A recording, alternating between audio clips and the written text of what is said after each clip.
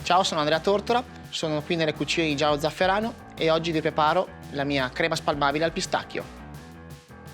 Inizio tostando i pistacchi. Li inserisco in forno per 10 minuti a 180 gradi. Faccio raffreddare bene i miei pistacchi.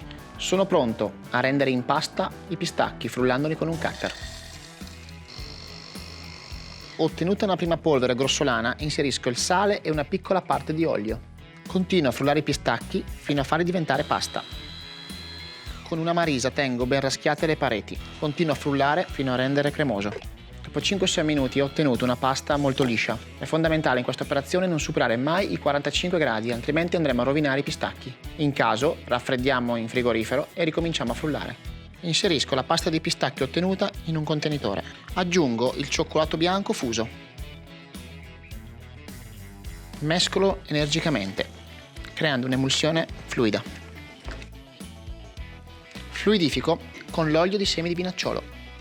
Utilizzo l'olio di semi di vinacciolo perché è un olio di semi molto pregiato e con un sapore molto neutro. Verso la crema in una ciotola fredda e continuo a mescolare girando per farla raffreddare. Per stabilizzare bene il cioccolato e i grassi del pistacchio devo portare la crema tra i 22 e i 24 gradi e con questa tecnica è molto facile e non sporco il banco. Con l'aiuto di un sac à poche trasferisco la crema spalmabile in un vasetto.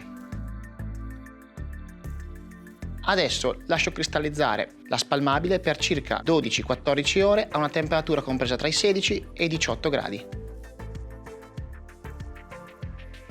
Ed ecco pronta la mia spalmabile al pistacchio, perfetta da abbinare a un pan brioche tostato.